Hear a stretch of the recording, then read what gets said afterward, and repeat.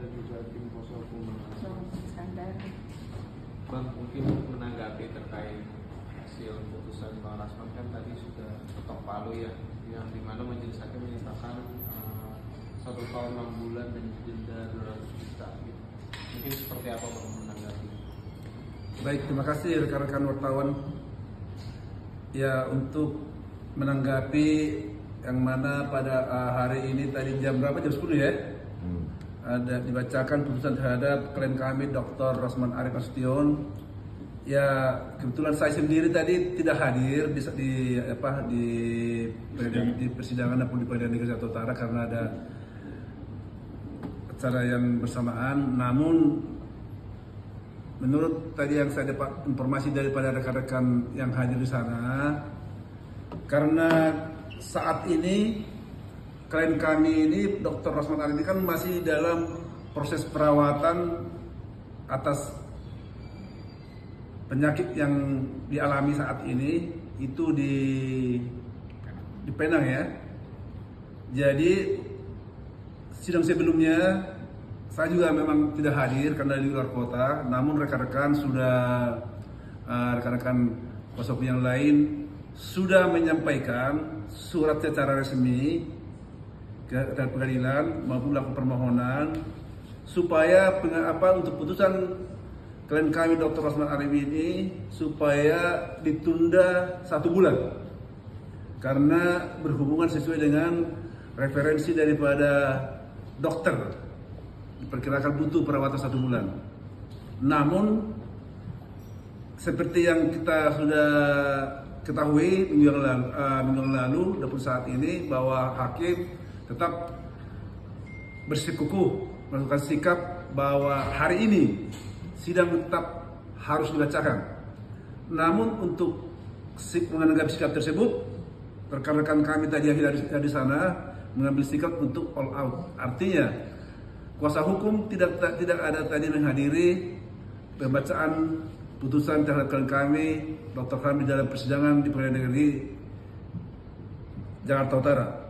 Namun seperti yang sudah kami dengar daripada rekan-rekan media dan seluruh wartawan bahwa putusan dibacakan dengan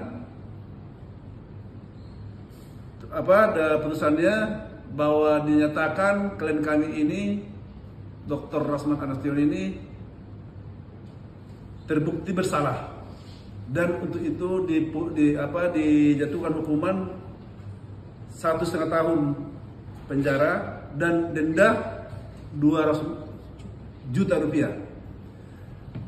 Kami sebagai kuasa hukum daripada Dr. Ran tentu sangat keberatan terhadap putusan ini. Kenapa kami sangat keberatan? Tentu kita bicara fakta. Faktanya dari semua proses persidangan, mulai daripada pemeriksaan saksi pelapor Dr. Hotman Paris Hutapea maupun saksi-saksi fakta yang dihadirkan oleh Dr. Hotman Paris Hutapea maupun ahli-ahli yang dijadikan oleh jaksa penuntut umum, baik itu dari pihak pelapor dan juga dari saksi-saksi fakta yang dihadirkan oleh klien kami sebagai terdakwa maupun juga keterangan-keterangan yang turun dari persidangan.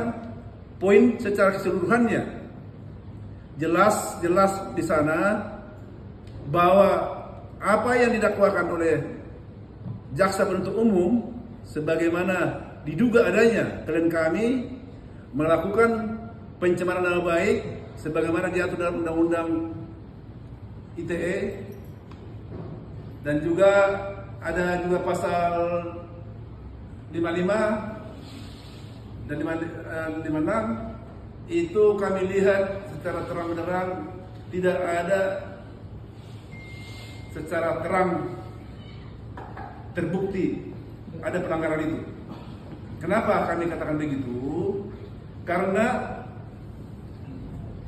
Dr. Hotman Paris sendiri pun di dalam persidangan jelas mengatakan salah satu yang dinyatakan bahwa klien kami ini melakukan pencemaran nama baik, dia dinyatakan bahwa Dr. Ran mengatakan bahwa Hotman Paris itu adalah kelainan seks. Diduga melakukan kelainan seks. Diduga ya. Namun waktu saya sendiri atau bertanya kepada Dr. Ran dan Dr. Hotman Paris Surabaya, peristiwa yang konferensi pers pada tanggal sekian yang menyatakan bahwa Hotman Paris Hutapea itu diduga kelainan seksual itu dan lain-lain. Siapa yang menyatakan itu? Saya tanya langsung Hotman Paris. Dia menyatakan yang menyatakan itu adalah bukan dokter tapi bukan Ibu Neti. Itu jelas itu. Di dalam persidangan terungkap bahwa yang menyatakan itu dalam konferensi pers yang menyatakan bahwa Hotman Paris itu adalah kelainan seks dan lain adalah Ibu Idida Neti, bukan Dokter Ran. Itu jelas, itu fakta, itu langsung pelapor itu. Tuh. Terus selanjutnya bahwa fakta selanjutnya langsung ini dari Tim Hakim yang menyatakan dengan jelas dan terang bahwa Hotman Paris Hutapea itu melakukan pelecehan seksual maupun secara oral dan verbal dan fisik ya, fisik itu langsung Tim Hakim itu fakta itu sidang tertutup ya. Dan selanjutnya bahwa Hotman Paris mengatakan bahwa dia dengan Tim Hakim adalah berpacaran. Dia juga mengakui bahwa kalaupun ada melakukan sesuatu kan suka sama suka. Itu kata Hotman Paris. Tapi di dalam fakta persidangan jelas juga mengatakan Tim Hakim, saya sendiri yang bertanya itu. Bagaimana hubungan dia dengan Hotman Paris? Dia bilang tidak pernah ada pacaran. Karena waktu Hotman Paris Hutapea melamar dia meminta untuk pacaran, dia menolak, dia mentah-mentah langsung ditolak sama dia. Dan itu satu. Dan atas dasar itulah salah satu seperti yang dibilang Tim Hakim bahwa Tim Hakim jadi mengundurkan diri dari aspek Hotman Paris karena peristiwa satu yang minta pacaran, kedua peristiwa yang terjadi 2 kali di mobil Lexus, 1 kali di apartemen, 1 kali di klub. Itu kita tanya langsung itu. Terus kita tanya sama saya langsung bertanya lagi nih sama Tim Hakim.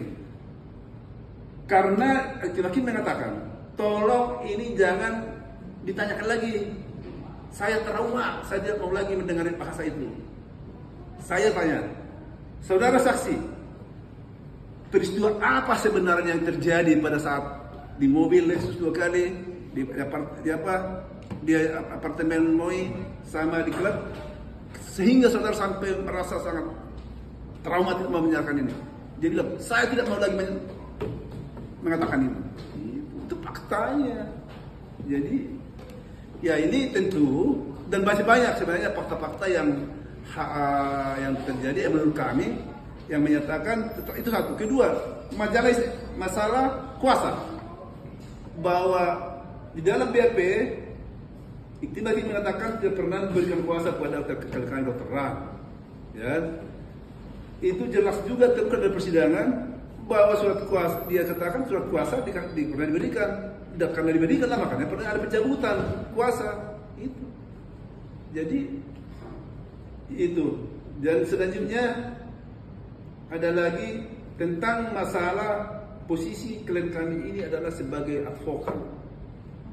Ya, sesuai dengan undang-undang advokat bahwa klien kami ini tidak dapat diproses hukum secara perdata maupun pidana di pengadilan maupun pidana di pengadilan persidangan maupun di luar persidangan apabila dengan secara etikat baik melakukan pembelaan terhadap kliennya.